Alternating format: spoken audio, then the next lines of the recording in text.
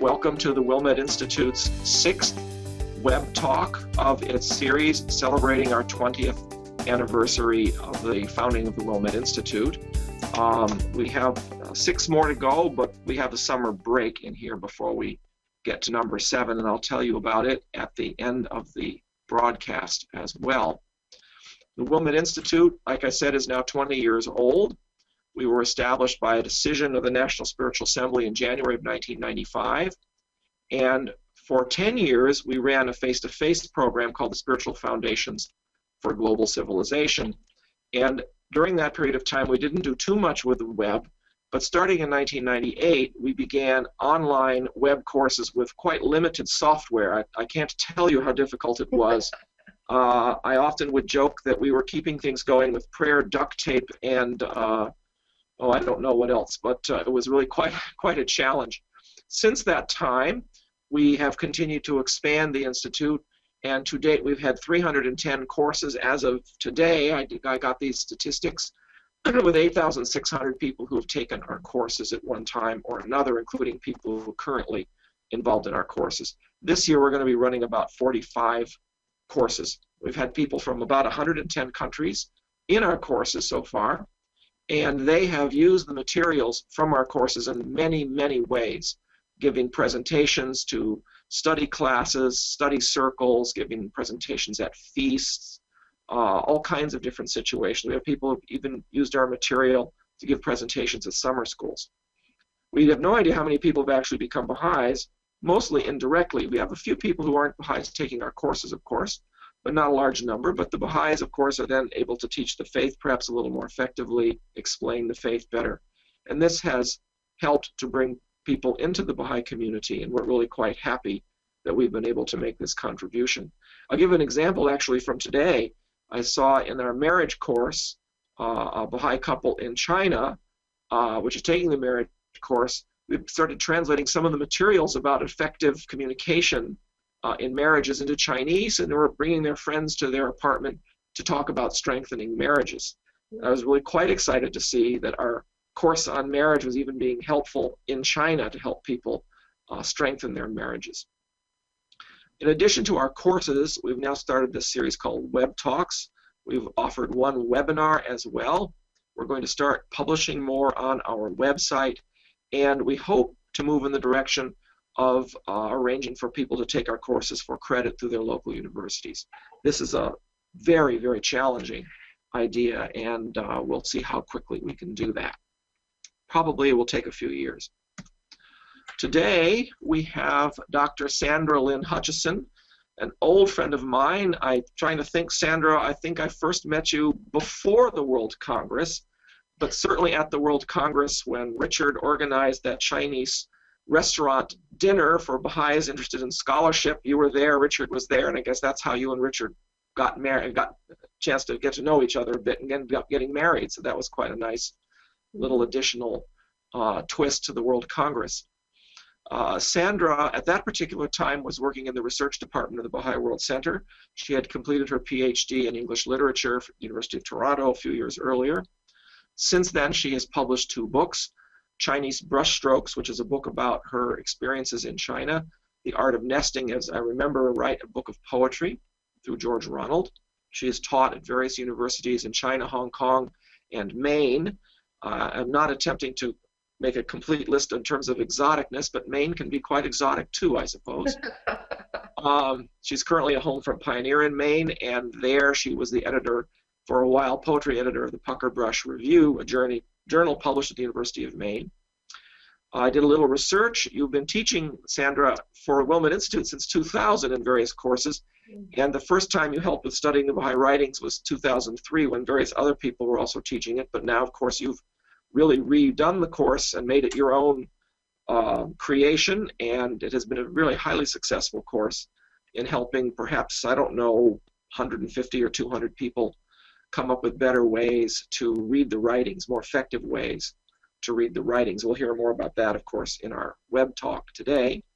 She is also the managing editor of a new journal, online journal, Elixir, for the arts, which will be starting up this summer at the Wilmette Institute's website, and you will hear more about that, of course, on our e-newsletter. Our talk today is called Windows of Divine Wisdom, Accessing the Meaning of the Baha'i Revelation. And this particular talk will review many of the techniques that she's using in the course on studying the Baha'i writings. Afterwards, we will have the video available up on our YouTube channel within hours or certainly within a day. So without further ado, I want to turn everything over to Sandra.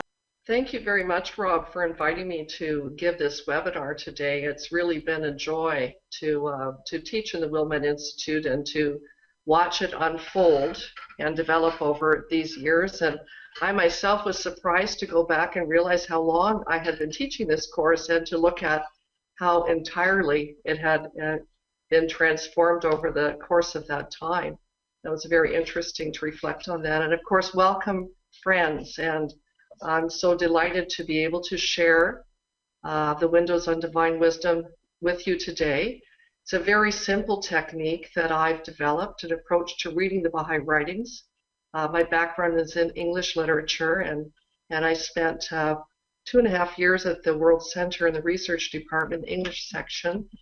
And I brought those two sets of skills and experiences together and developed this system of approaching the Baha'i writings.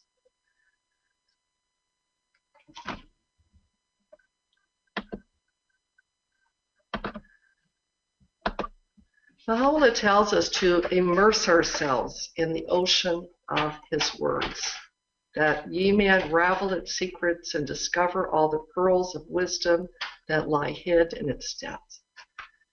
Now, this doesn't prove to be quite as easy a task as we might want it to be. And we have to develop skills and continue to work on those skills in order to learn the strokes. And by the strokes, I mean, and this is my metaphor here for learning to read in this slide, learning to read well and deeply means learning the strokes to stay afloat in that ocean, which can be very overwhelming, not only because of its volume, but also because of its nature. And we'll talk about that in a minute. Baha'u'llah also warns us that if we don't approach the writings in the right way, we may in fact fail to find the hidden gift.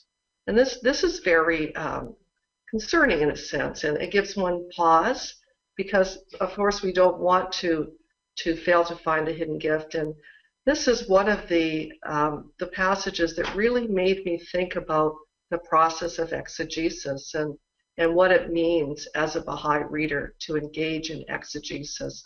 And I will go on to explain that in a minute. What is exegesis? And of course, there's all kinds of traditions of exegesis in other religions, in Christianity in particular. There's some in the Quranic tradition as well, although less so because the Quran is supposed to be the definitive statement of truth. But we have exegesis in our tradition as well. And I want to just define exegesis for you first before we go any further. Exegesis, according to its etymology, is the act of reading a text in such a way as to draw the meaning out. Now, exegesis is the opposite of what has come to be known as eisegesis, which is the act of reading one's own meaning into the text. And this is a very important distinction, as you will see in a minute. Exegesis involves a systematic process by which a person forms an understanding of a text and arrives at a reasonable and coherent sense of its meaning. Abdu'l-Baha himself talks about exegesis, although he doesn't really label it as such. What he is talking about in this particular passage is exegesis. And this was from a talk he gave when he was in America to a group of people who had started a kind of study circle to study the writings. It is my hope that you may investigate and study the Holy Scriptures word by word, so that you may attain knowledge of the mysteries hidden therein. Now, if there was ever a Baha'i definition of exegesis, I believe this is it, because this very much describes the process that we need to engage in performing exegesis on our own texts. Now, the distinction I want to make sure that everyone understands, and this is a distinction I always go over in the course, and that is that individual Baha'is do not engage in interpretation of the text or eisegesis. We don't read our own meanings into the text.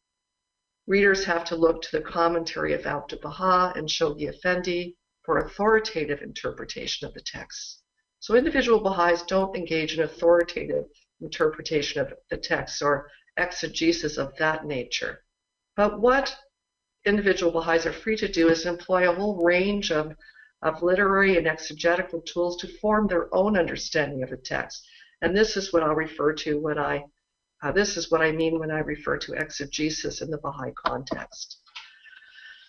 I've thought a lot about reading, and people often think that reading is something you learn when you're very young in grade school.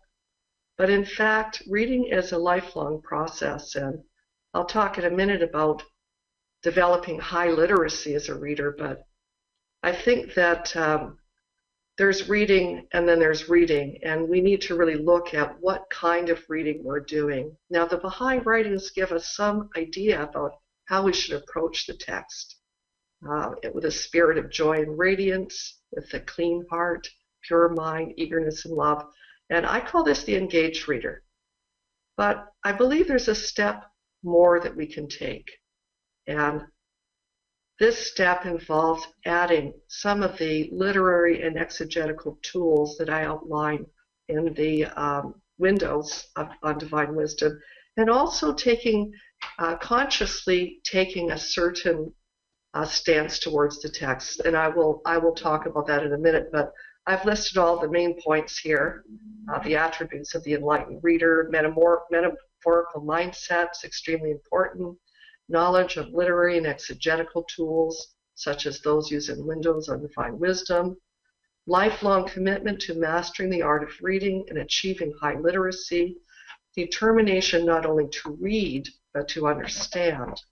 And a long-term plan for the systematic study of the text. Now, I just want to make clear that with prayerful meditation, a sincere love of God, and a yearning to understand the text, the engaged reader can accomplish a great deal.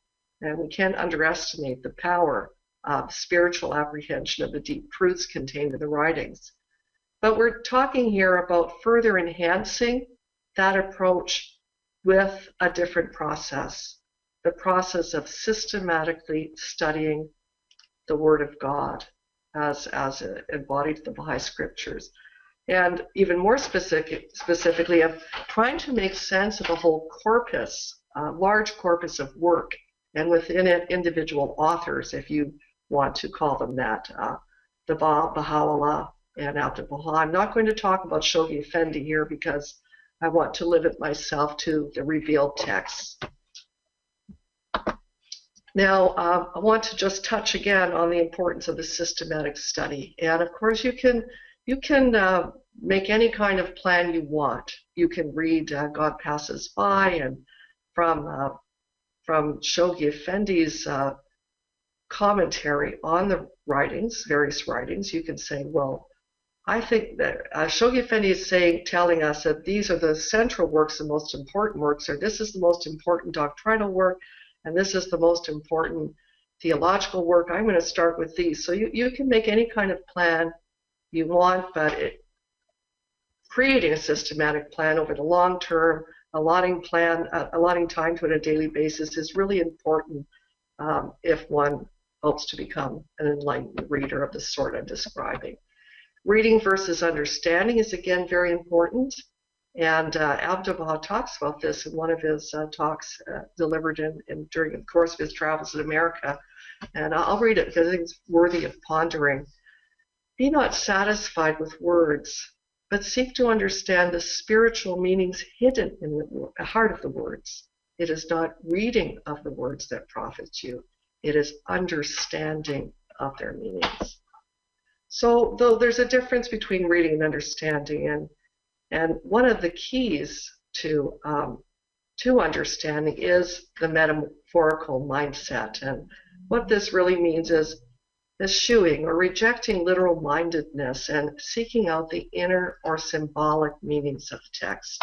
And Abdu'l-Baha actually has there's a couple of wonderful passages on this. Again, I've taken these from talks that Abdu'l-Baha gave in America. And it was important enough that he mentioned this at least twice in the course of the various talks he gave throughout his travels in America.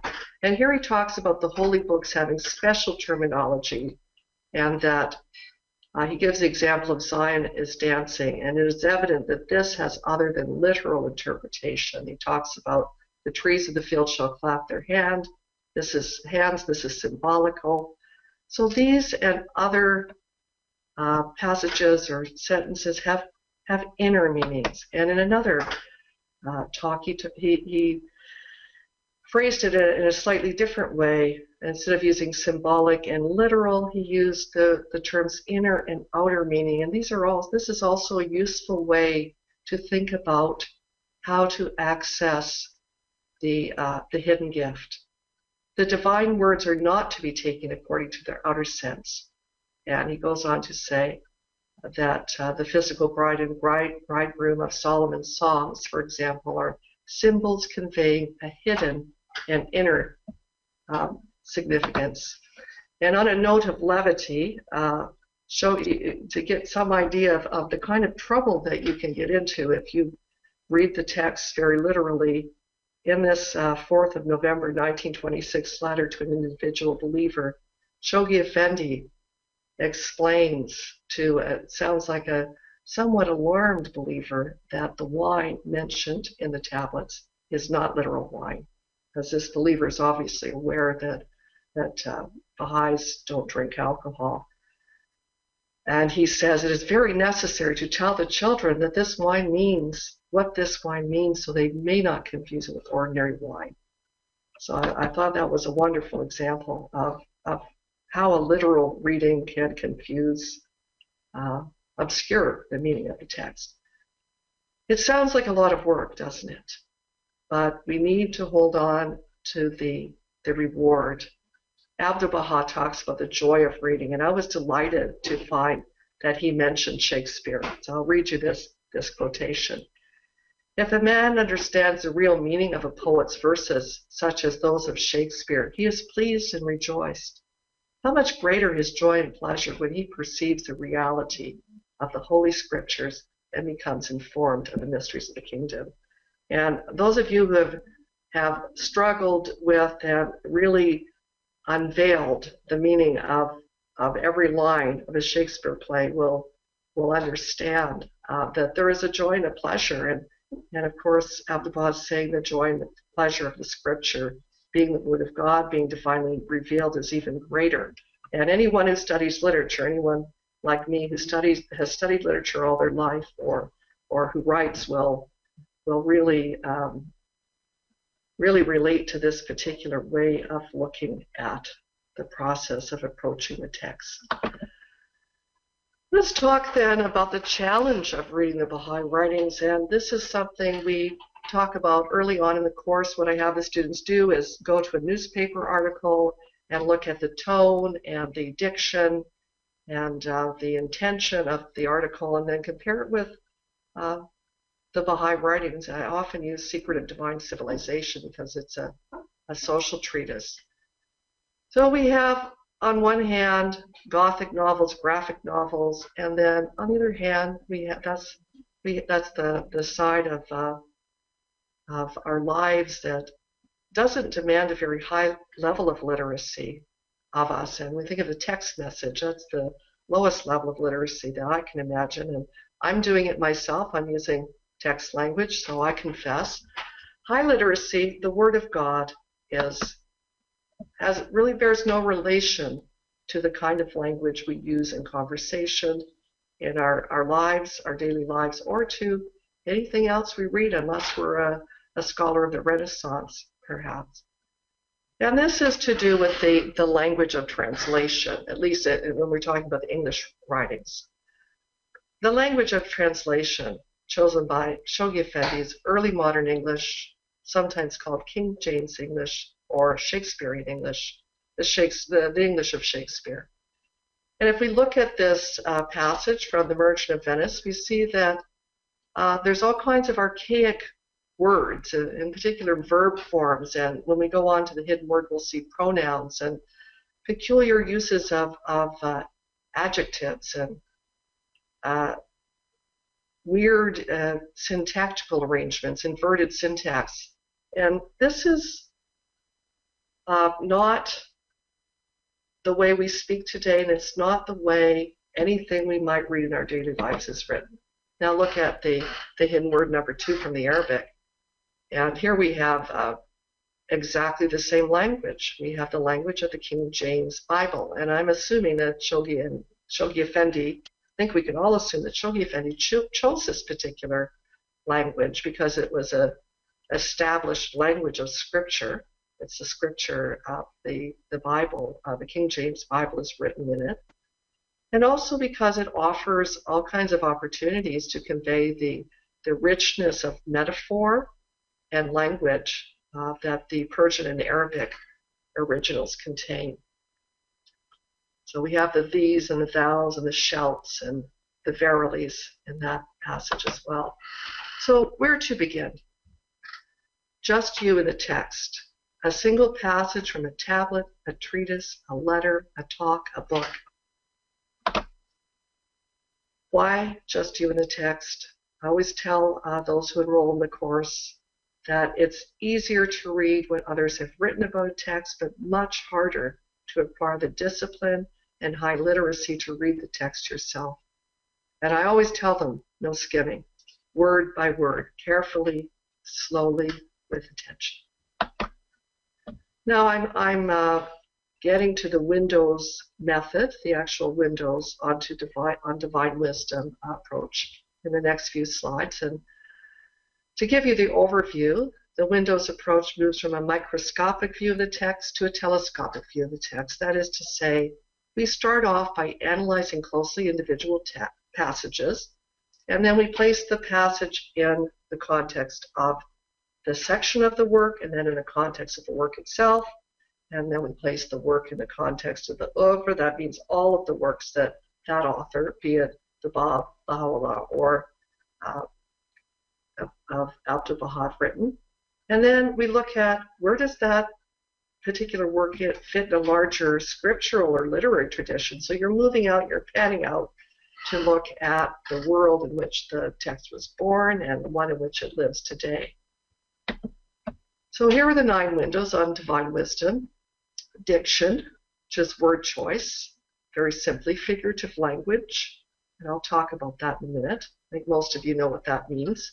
Theme, structure, the work itself, genre, oeuvre, that's a French word, and excuse me if I don't pronounce it perfectly, if there's anybody listening in from France, biographical and historical context, and then literary and scriptural tradition.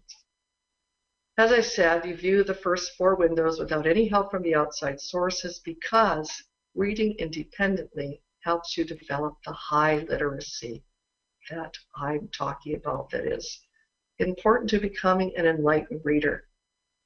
Through this process of facing the text by yourself without any intermediary in the form of sources, you can gain the confidence and capacity to see with your own eyes. And this, of course, as the hidden word number 2 in the Arabic tells us, is the foundation of justice. So it's very important that all of us develop this confidence and capacity and do learn to read the text by ourselves. So let's go on to the first window, diction or word choice. And I've chosen this hidden word number 1 from the Persian, which is truly one of the most challenging hidden words there is because it's just racked full of imagery and symbolism, and it's very, very dense, very compressed. So what would I do when I first read this is I would start underlining and annotating, and annotation and pens of different colors and pencils are really important, if you read it in a physical text. If you're reading online, you can still do that by using different typefaces. And so here I've underlined, or I've highlighted, bolded in green, 3 words that seem very related but are quite different and are used in different contexts.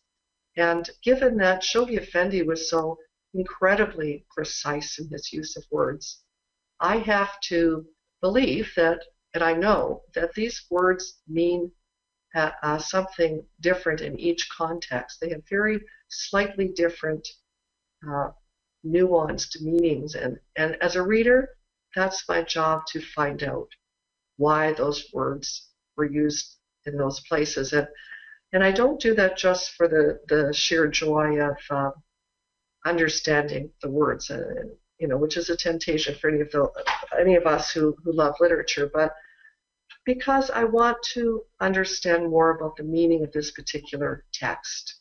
These are the clues. These are the keys to the text. And I won't give you answers because these are the questions. I'm presenting the questions rather than the answers. And these are the questions you have to ask yourself and you have to answer yourself as well. Second window, figurative language. I think most of you know what a figure of speech is, a simile or a metaphor.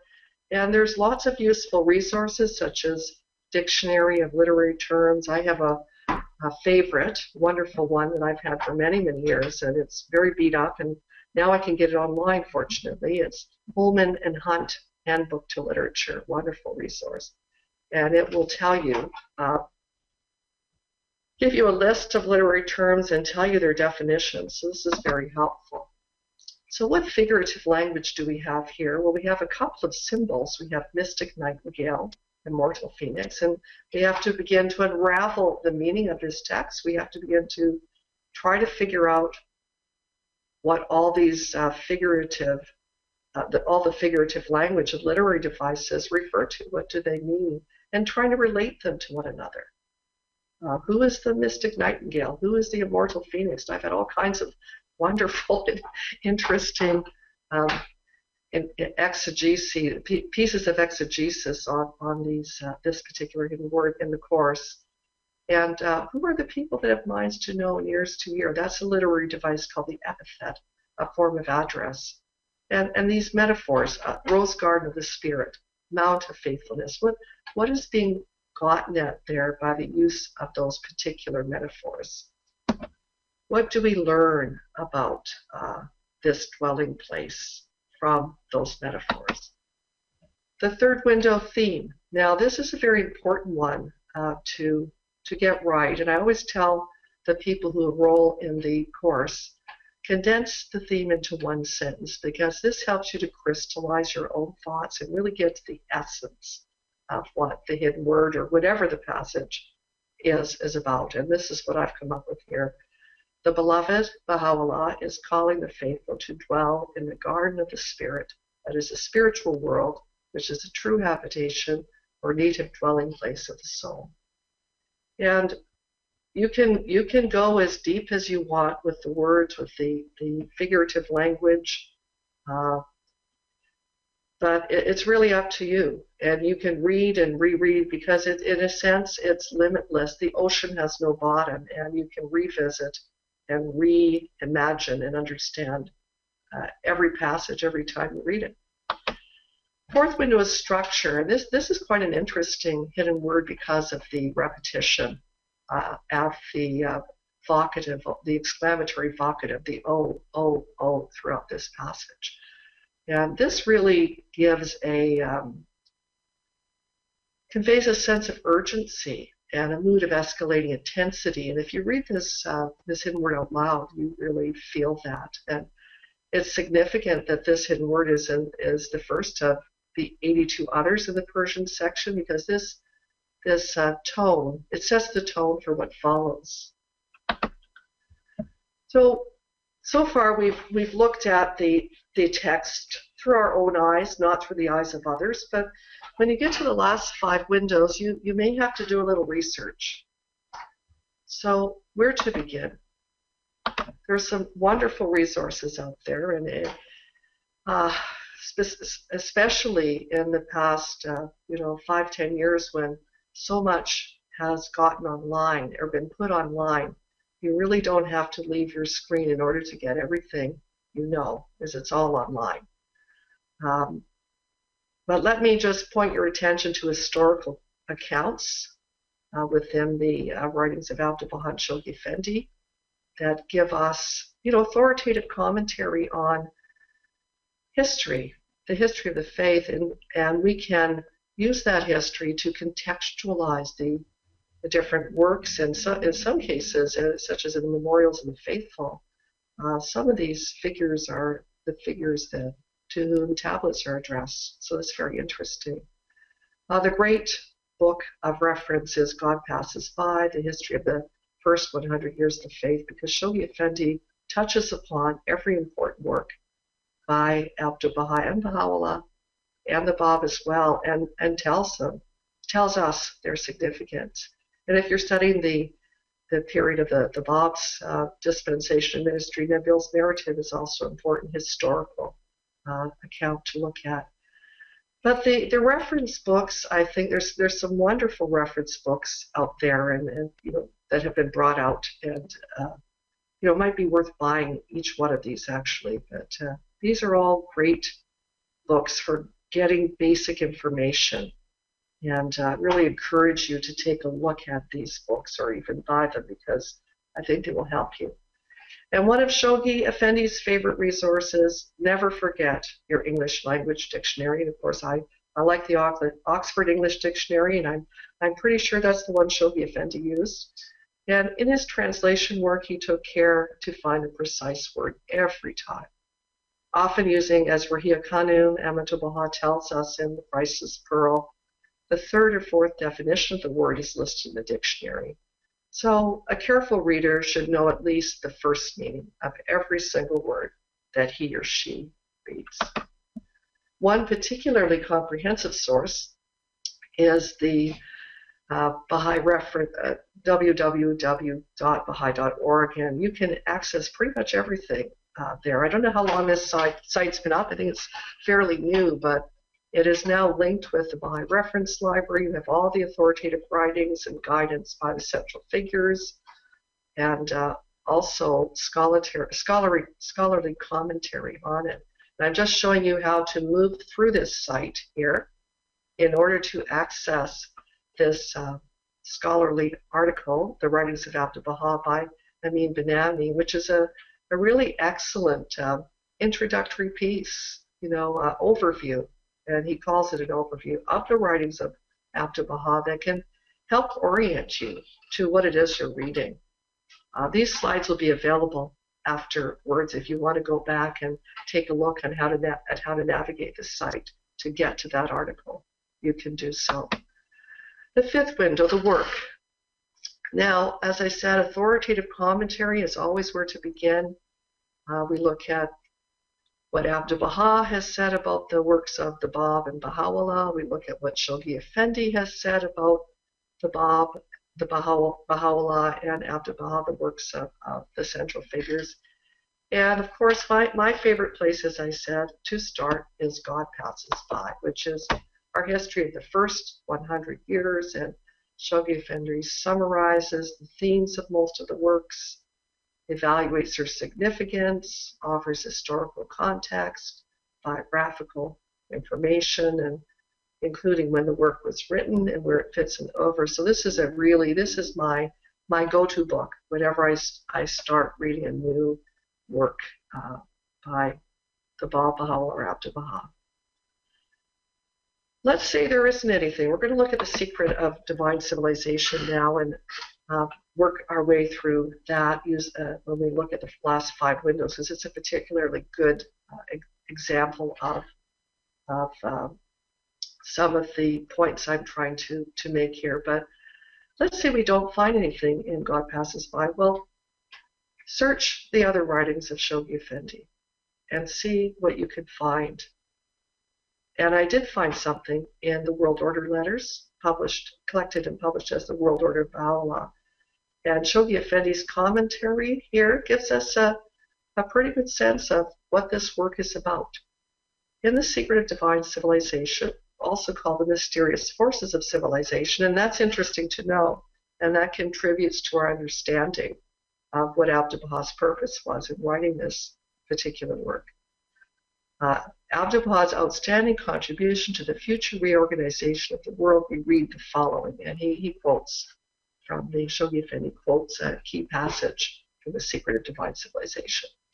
So we know that this work is a contribution to the future reorganization of the world.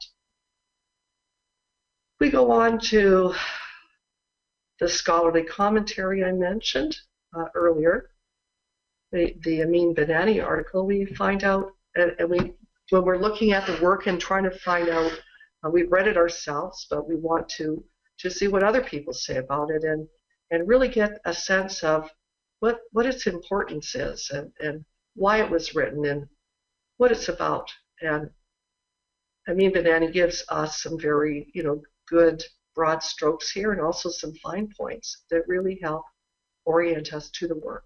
He says it holds a preeminent position among the literature of modernization in Persia and offers the earliest and only coherent scheme for the modernization of Persia. And it's distinctive amongst other treatises of this nature because it is firmly based on divine guidance. Genre, that is the form of the work. What is the form? Is it a poem? Is it a well, there's many different kinds of genres in the writing, but this particular book, The Secret of Divine Civilization, is a treatise, and we learn that from the Banani article. This is important for us to know because it tells us why this work was written. Let's look at what is a treatise. A treatise is a written work dealing formally and systematically with a subject. Then we have an example of that term being used, his treatise on Scottish political theory. So it's a long and serious piece of writing on a particular subject. We note here in the dictionary definition that another important social treatise is a treatise of human nature. And I believe it's a Nadir Saidi article that you can find on Baha'i Reference Library in the Baha'i.org site. Does a pretty extensive comparison of Abdu'l-Baha's ideas of social order with those of some of the Enlightenment philosophers. Very interesting. So knowing the genre of the work helps us to understand its purpose and intention. I'm going to try to finish up here. I've got about 9 more slides, and I think I can get through them all before 3:45. We've got 6 more minutes. The 7th window, French word for the totality, to describe the totality of the works of a particular author. So we'll be looking through the windows of the text. We're viewing the Bab, Baha'u'llah, Abdu'l-Baha as not only who we know they are as Baha'is, but as authors. And we are trying to connect their individual works with one another. So we know that this particular work was one of the earliest works of Abdu'l-Baha. We know that it was one of 3 books and treatises written by Abdu'l-Baha that include a traveler's narrative and a treatise on politics. And that's very interesting to me. I haven't read it because it isn't translated yet. And I would be very fascinated to know what's in it, because treatise on politics is actually a sequel to The Secret of Divine Civilization and takes up the same theme and purpose. Only The Secret of Divine Civilization is addressed to the Persian nation as a whole, and the treatise on politics is addressed to the Baha'i community of Iran. And all of these facts were gleaned from that introductory article, so that's very easy to go online and get yourself oriented to these individual works. Now, the 8th window, biographical context. This is really fascinating because linking the events of the life of the central figures with what they wrote and the conditions under which they wrote these works is really very revealing. And you collect biographical information that relates to the particular time the work was written and or published, and see if any of these facts shed any light. And one of these facts definitely does, and that is that Baha'u'llah had recently finished writing his various tablets to the rulers. And we find this in God Passes By. And this is important because this book, The Secret of Divine Civilization, this treatise, is really a book that presents those ideas of world order to the Iranian leaders of the day on terms that they could receive them and understand. And you'll see that I have several sources cited here: Basic Baha'i Dictionary, Basic Baha'i Chronology, and another wonderful a piece of scholarly commentary, Introduction to Abdu'l-Baha's The Secret of Divine Civilization by Nadir Saidi. And this is the article in which he compares Abdu'l-Baha's social ideas to that of the Enlightenment philosophers and compares this treatise to theirs. Very interesting. The eighth window, historical context. We have to look at what happened in Iran at that time. What happened was that there was a Western European culture was rapidly surpassing Iran in the Islamic world, both economically and culturally. And there was a great deal of questioning. And Iranian intellectuals became preoccupied with questions of reform and modernization. How could they catch up with the West without losing their distinctive identity? And this is very interesting because this is a discussion that's been taking place in mainland China for the last 20 years, really. So any culture meets the West and meets modernization, it generally has to engage in a process of reflection of this sort. So we see too, from looking at these reference articles, that this treatise was an important document in the literature of modernization. That's amongst secular readers as well, not just amongst Baha'is. And there were a great outpouring of treatises of this kind, although this treatise is unique from our perspective and also from the perspective of the larger historical movement. Finally, the ninth window, literary and scriptural traditions. And this is the part where you get behind the telescope and really look at the work in the whole. And you can investigate its relationship to other texts, and this process is called intertextuality. It's a kind of literary criticism, really. And what it does is it places texts beside one another, and in this way they comment on one another, and we can learn more about both sets of texts by doing this. And there's different ways of pursuing this exploration. Where does this work fit in the genre of the treatise? And I've talked briefly about this, both in the East and the West. And a simple Google search brings up the names of some well-known treatises by political theorists such as Thomas Hobbes, Jean-Jacques Rousseau. And you can read these treatises yourself and read Secret of Divine Civilization. You don't need any intermediary. You can do this work yourself. Or if you want to look at scholarly commentary, that can make the process a little bit shorter if you want to really just get back to looking at the Baha'i text itself, The Secret of Divine Civilization, with the knowledge you've gained, rather than focusing on the comparison and the contrast of ideas. And of course, as soon as we embark on the reading of The Secret of Divine Civilization, we can see that this work is deeply rooted in the Quranic world, out of which it really comes, because it is a response to the whole movement of reform and debate about modernization, a contribution rather than a response, I should say. Abdu'l-Baha is speaking here to a Muslim audience, and there's all kinds of allusions to the Quran, and they really enrich and beautify the text. And this is something for someone, the reader and also the scholar to explore is what is the relationship of this particular text to the Quran. And I just accidentally moved my slide. I didn't mean to do that here. I'm going to just move that again. All right.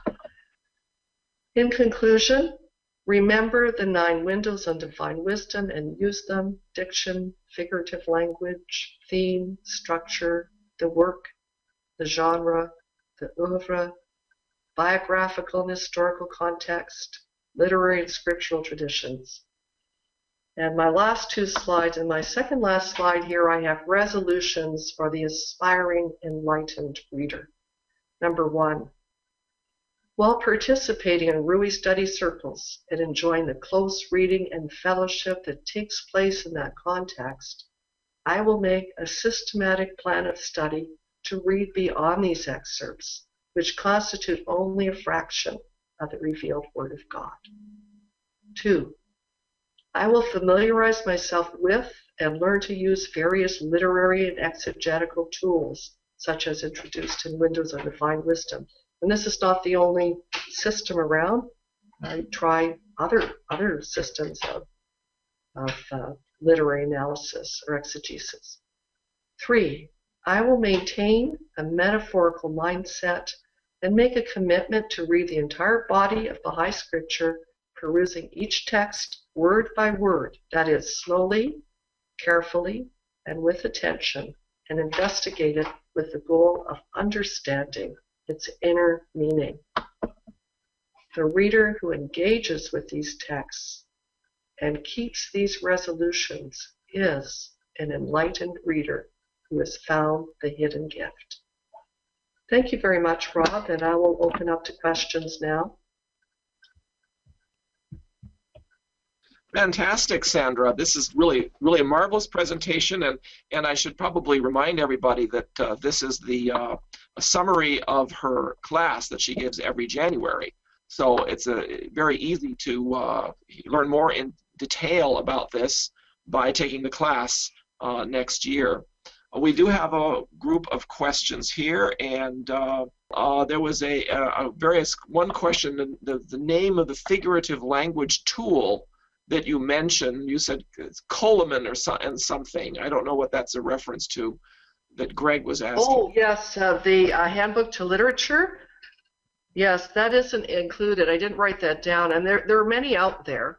There's the Oxford Dictionary of Literary Terms. That's a good one. But the one I've always used since I was in first-year university, and it's now online. I don't think the whole of the Dictionary of Literary Terms is online, but you can get some of it. And it's Holman and Hunt, Holman, and Hunt, Hunt. And that's a classic, Handbook to Literature. The title's A Handbook to Literature? A Handbook to Literature, A Handbook to Literature, yes. Very Great, good. one of those classic little books like, Elements of Style and those kinds of. Strunk and White, yeah, Yes. Elements of Style.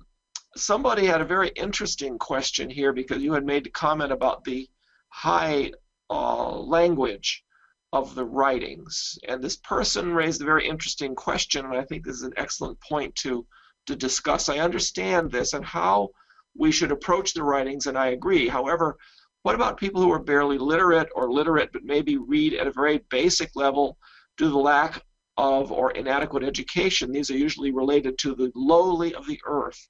Somehow having to understand in this way seems unfair. So could you comment on Judith's question about the difficulty of people reading the writings? Well, that's an excellent point. I mean, in a religion that's supposed to be very inclusive, and I do have to say the Bible's in this same language, and it's read all over the world by all kinds of people. So, and Shakespeare, of course, wrote in a language of the people as well. But I came across, when I was researching this for this webinar, I came across a wonderful passage in which I think it's a letter tablet to an individual who is telling Abdu'l-Baha, I can't read, I'm illiterate, what do I do? And Abdu'l-Baha assures that person that they will be granted divine, not to concern themselves, they will be granted divine knowledge. So this is a perplexing question, especially when you consider English as a second language learners. But I think in another sense, I think those of us who speak English and for whom English is a native tongue really struggle just as much, because this level of literacy, this high literacy, is beyond most of us. And so I think in that respect, we're all equal. And I think that in the same way as the Baha'i moral standards are much, much higher than what is practiced or understood as being desirable in the outside world to practice, in the same way, our language, our literature, our scriptures are demanding at a level of literacy that most other texts we encounter aren't. I think that's a good point, and it leads right into the next question, actually. Although I should add that the House of Justice has, in some cases, allowed simple versions to be published as transitional for people. But Farid asks a question, I think, that relates to this quite directly. Is there room in your method for intuitive insight into the writings? Examples: praying for guidance, allowing the words to penetrate the heart, transform without discursive thought, something similar to the Lectio Divina of the Catholic mystics. And he adds, Well, thanks for an absolutely. excellent and informative lecture also. Yes, absolutely. And that's why I made sure that I talked about the engaged reader. I mean, you don't have to be an enlightened reader to get everything you need to get as a spiritual person from the text. But if you want to approach the text in a scholarly way, in a more analytical way, these kinds of tools will bring you more information and make you more aware of what the text is and make you more informed. And that's my definition of enlightenment, is to be aware, to be informed, to be knowledgeable. But the inspiration that comes from a spiritual apprehension, as I said, is the primary way that we are enjoined to know the writings. And that is, without question. But, when one has a whole lifetime, one wants to maybe go beyond reading individual scattered passages and say to oneself, well, what is this all about? What does this corpus of works mean together? How do they relate to one another? It's very interesting if you begin to look at the central figures as authors and look at their scriptures they revealed as texts. It's very interesting. Gives us a different perspective. Yeah, I think that's very true. I'm even struck historically as a historian by the fact that, in a way, The Secret of Divine Civilization is part of the same process that led to the House of Justice writing The Promise of World Peace. It's an effort to proclaim the teachings, and in that case, Baha'u'llah decided to ask his son, who was, after all, not the head of the faith, to produce a treatise, which no doubt Baha'u'llah reviewed and probably even outlined a bit for Abdu'l-Baha. So you have this long history of the faith trying to present its teachings in a more accessible form to people. Right, and this book is the one of the primary examples of that, I think, because it is addressed to a very specific time and place, and yet it's so universal too in its message. It's one of my favorite books. Never get tired of reading it. It's so rich. Yeah. Jody asks if you could please explain the difference between interpretation and understanding in the process of exegesis.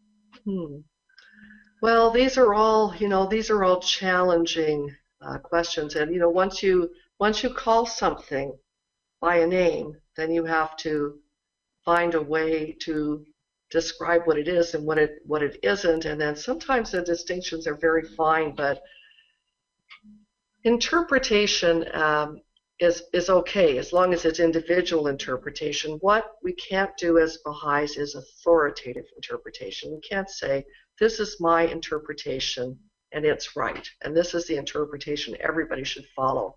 It's part of our covenant we don't do that.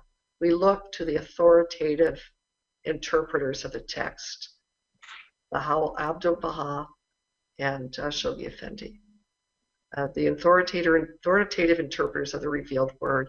And beyond that, every interpretation, every exercise in exegesis is simply an individual understanding and, kind of an experiment, but it's not in any way cut in stone or doesn't have any kind of authority. And you talked about the difference between understanding and interpretation. Well, I think understanding leads you to form some kind of interpretation, some kind of comprehensive understanding. I suppose you could describe interpretation as a kind of comprehensive understanding of a text as a whole. You may understand a sentence, you may understand a word, but when you develop an interpretation, then you have a kind of a comprehensive, I think, more comprehensive view of the text. But I think, on the other hand, you could argue that the terms are interchangeable. So I think it's important not to get too stuck on the terminology, but to look at the processes involved here and call them what you like, but engage in the processes. Sarah asks, what was the name of the resource book you mentioned when you were discussing figurative language, point number 2 in the windows? That was the Holman and Hunt. That was also Holman and Hunt. Yes, and that's the only thing I didn't. I wonder if I can add it. We can add a slide maybe, Rob, before we put it up. Sure. And sure.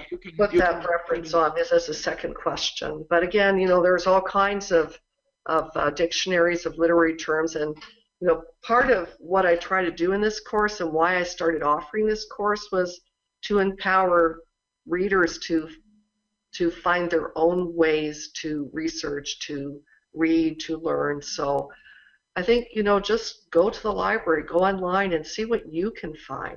That's the way to do it, because then you don't need anybody else. You can do this yourself, and that you can achieve this level of high literacy and independence as a reader, to see with your own eyes, to make your own judgments, to do your own research. It's extremely empowering to get that access to the writings.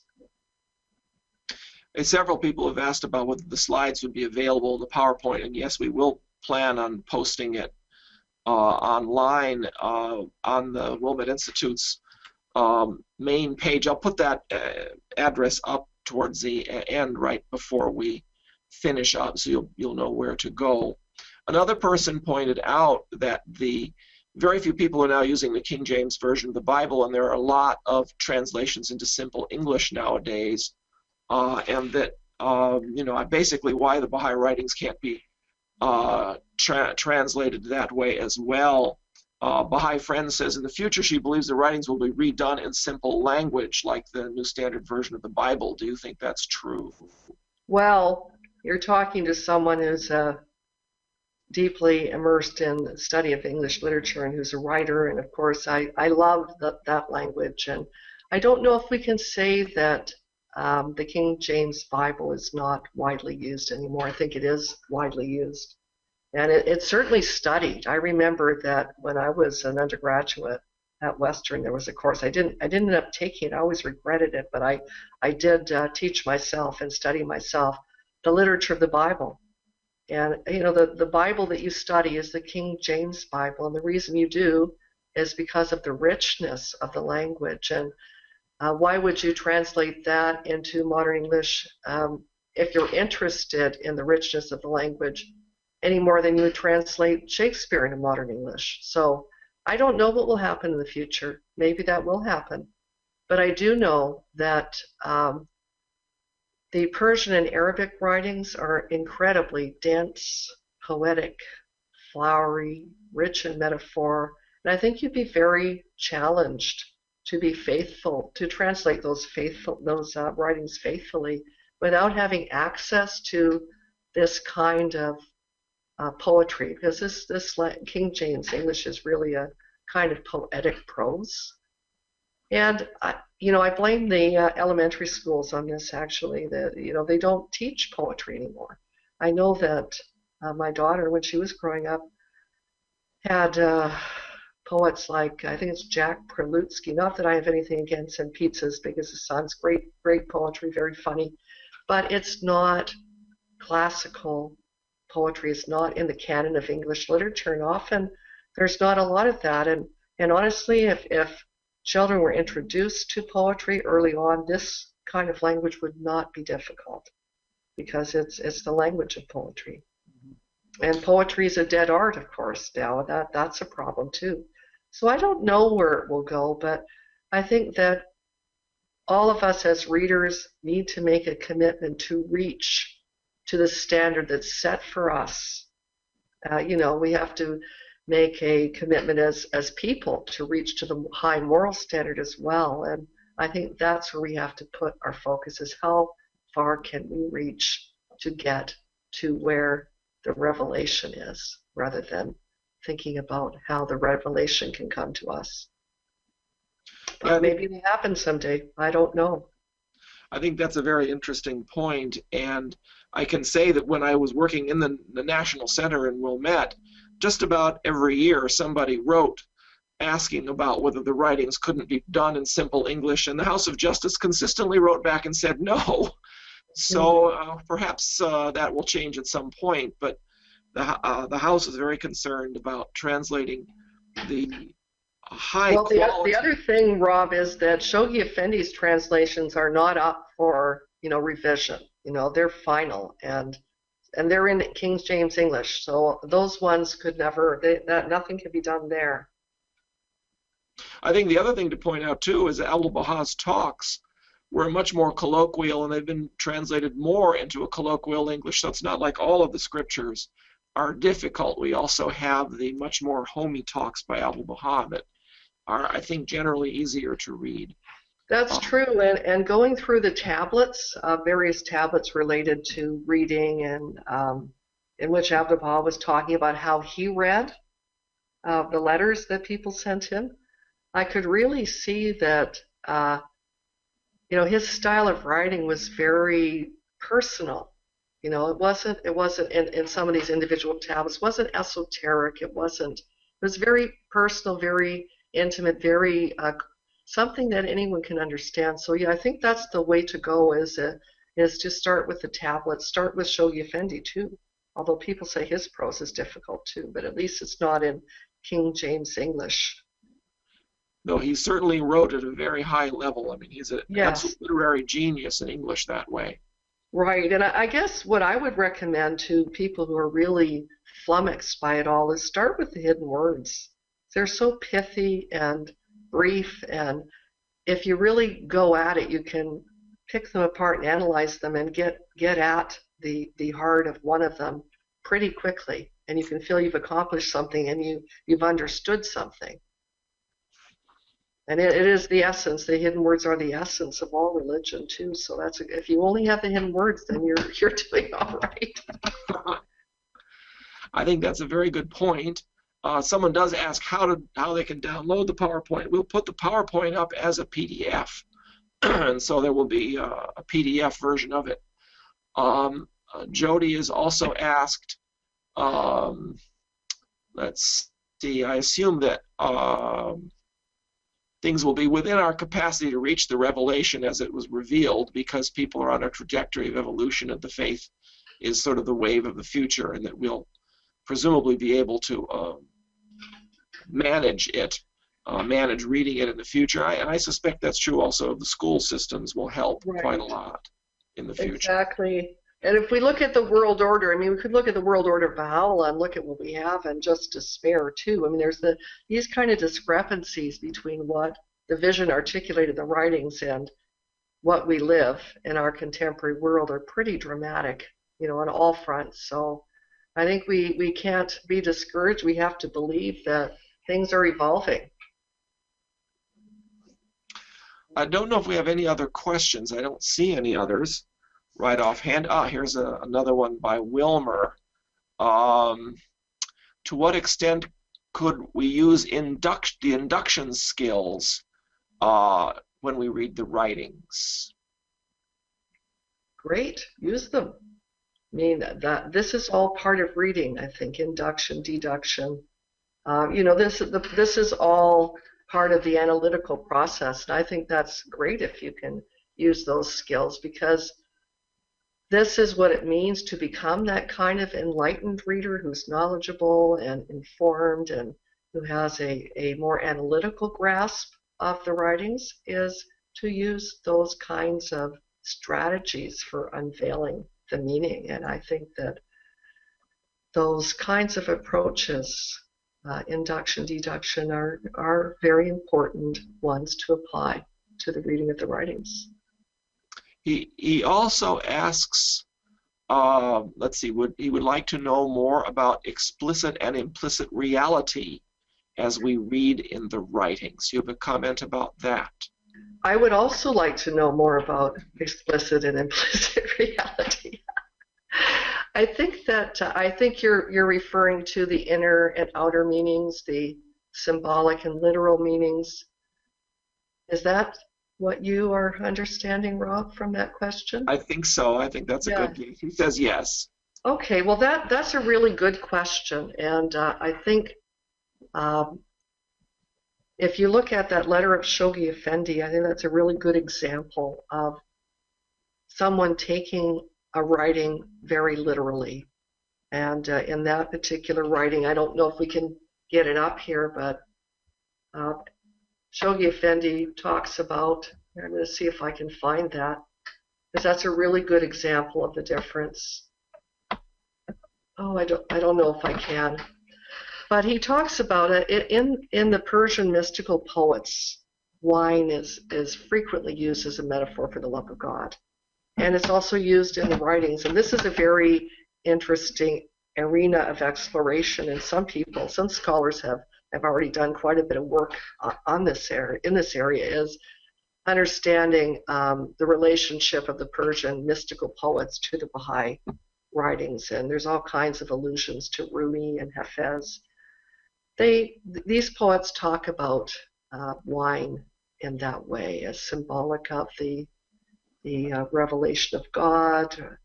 And they talk about the beloved as symbolic of the messenger manifestation, to use our terms. And we can't take this literally. We're not talking about drinking wine. We're talking about the love of God. And we have to be careful not to approach the writings literally, but to look for their symbolic meanings. And Abdu'l-Baha used the example of I think it was the hills of Zion are leaping with joy. Well, hills obviously don't leap, and if we try to understand that biblical passage that way, we're really perplexed. And in the same way, if we believe that Christ is coming on a literal cloud, then we can't understand that the prophecies that we read in the Bible relate to Baha'u'llah. So this is the kind of difference that we have to be attentive to, is to look to the deeper symbolic inner meaning. Someone once, I have to tell you this funny story, someone once said to me, well, I don't see why the Persian and the Western believers can't embrace. Abdu'l-Baha said, may the East and West and clasp hands together. Or was it may East and West embrace, I think, is also a line from a prayer. So, that is symbolic, right? It's about the two cultures coming together, Eastern and Western worlds, and their various ways of thinking, their philosophies, their approaches to life, their wisdom traditions coming together and complementing one another, the science of the West merging with the mystical wisdom of the East. It's not about two people from different cultures coming together and embracing and holding hands. So that's another example of the difference between literal and symbolic meaning. And when you don't adopt the metaphorical mindset and you try to read the writings, you can really run into trouble. Yeah. So eschew literalism and adopt the metaphorical mindset. That's all I can say. Deborah asks whether the Shoghi Effendi ever stated his precise reasons for choosing to use King James English. Do you know? I looked for that, and I think the closest thing we have is Amito Baha's discussion of the writings of Shoghi Effendi in The Priceless Pearl. And she has a whole chapter.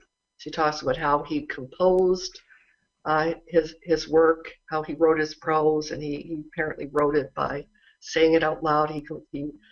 He read it out loud as he composed it to see how it sounded. And she talked about his choices in terms of translation a little bit.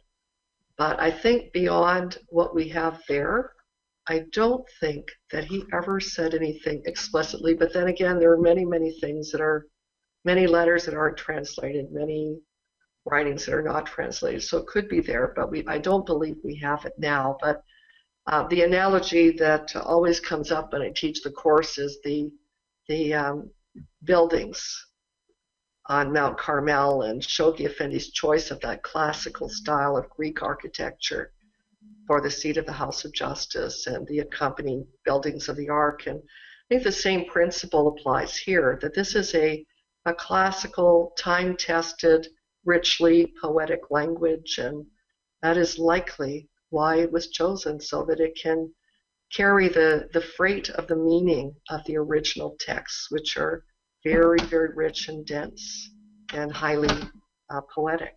Mm-hmm.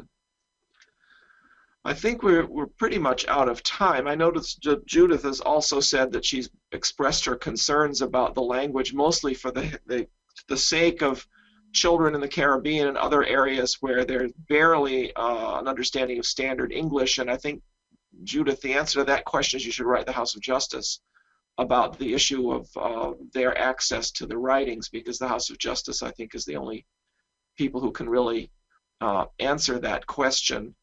One other question here. Someone does ask whether the PowerPoint you think would be helpful for studying other religions, other scriptures than the Baha'i scriptures, such as, say, Buddhist or scriptures or the Bible or something like that. Well, I'm not that familiar with the Buddhist scriptures, but I imagine that any work of literature can be approached in this way. I mean, this is if you take an undergraduate degree or graduate degree in English literature, you learn about this way of analyzing and approaching a text, and you can apply it to any text, secular or sacred, and learn something. And don't forget that you don't need to necessarily move sequentially either, although it's always good to do the first 4 windows first, because you don't want to rely on anybody else. You want to learn to read yourself. But in terms of the more telescopic view of the text, I mean, sometimes you find it all out at once. You find out the oeuvre, you find out about the genre, you find out about the historical context. Often Shoghi Effendi will have all of that in a single sentence, so God passes by. But I think for sure it's a system of that can be applied to any text, and really it's just what I've extracted and given names to from my training in English literature. And most people who have been trained in English literature are familiar with these categories and these ways of approaching a text. Well, thank you very much. Well, we keep getting more questions. It's quite interesting how I keep questions are going to end and then more pop in.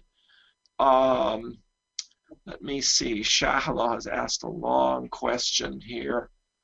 We often read in the writings that material academic education is not necessary to comprehend the teachings of the manifestation or to gain spiritual insight. We therefore need not to worry about the understanding of more pure-hearted, simpler people. Is this a systematic study perhaps necessary to be able to write a book or articles about the writings?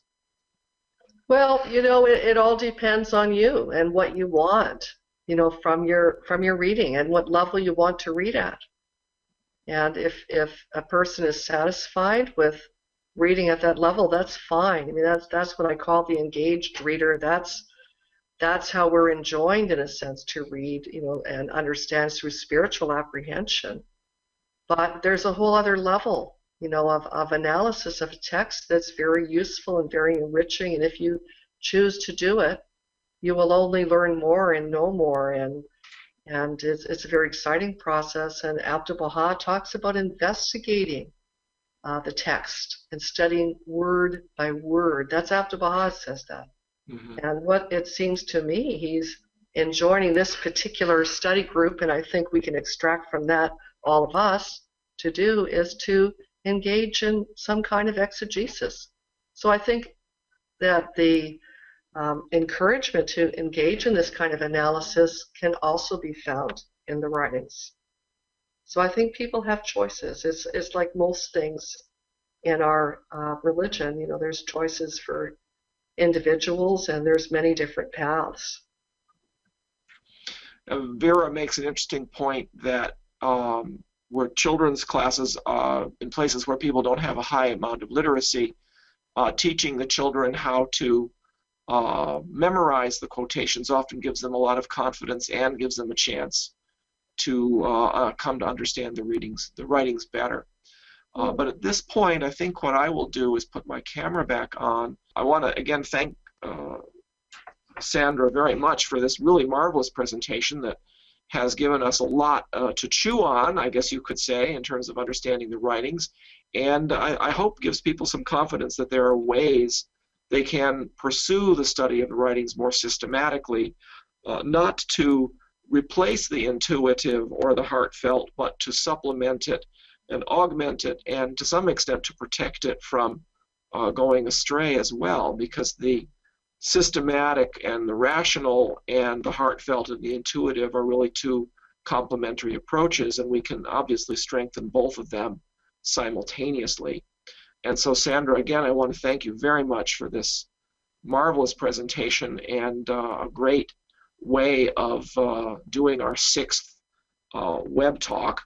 Our 7th web talk is almost, 2.5, almost 3 months from now. We have basically a long summer break, and then our last few web talks, 6 web talks, will be crowded into the remaining 4 months of the year.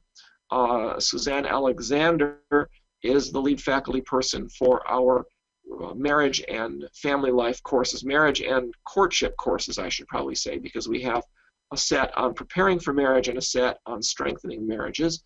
And the topic of her talk is going to be healthy, unified marriages as service to humanity. So it'll be on August 30th at the same time as this talk, 2 p.m. Eastern Time, which is 11 a.m. on the Pacific Coast, 7 p.m. in Britain, and 8 p.m. in Western Europe. And there's more information there if you go to wilmottinstitute.org. Susan Alexander Web Talk, all with dashes between them. And we don't have the registration link up yet, but we will be sending that out to everybody, so you'll be able to get it if you receive our regular emails. We also have quite a few courses coming up in the next month or so. Islam for Deepening and Dialogue starts on Wednesday. Dynamic Consultation with Trip Bartel explores a different set of windows, you might say. He also has, I think, 9 windows, interestingly enough, into consultation. Gems of Divine Mysteries and Other Early Tablets of Baha'u'llah is a brand new course of the Wilmot Institute that starts on July 1st. And then Some Answered Questions is also a brand new course based on the new translation. In between those two, we will have one of our marriage and family life courses, Becoming a Couple, Preparing for Marriage. So that gives you some idea of the range and diversity of courses that the Wilmot Institute offers just in the next 5 weeks, basically. You can see our web address here, http://wilmotinstitute.org, and if you go there, you will find a link that says Web Talks. Click on that link and you can find them all listed. The recording for this particular web talk, the link will be put up under the Sandra Hutchison page as soon as it's available, which will be probably either later tonight or tomorrow. We'll also put the PowerPoint link there as well, so you'll be able to find them, and we will send those links out as well the next time we send out any course publicity. So if you're on our mailing list, you'll get them. Our YouTube channel is another place to find us. You can actually, I think, just go to https://www.youtube.com/Wilmot Institute, I believe, and please subscribe to our channel so that you can see things as they become available. We also have our toll-free number there, 877-WILMET. Again, I want to thank everybody for this very exciting web talk, very interesting and enlightening web talk.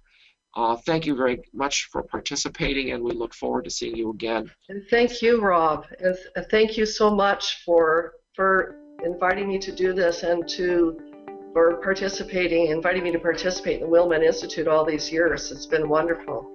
Good, and I hope that our audience becomes more interested in participating as well, because we have some really marvelous courses coming up. Thank you, everybody.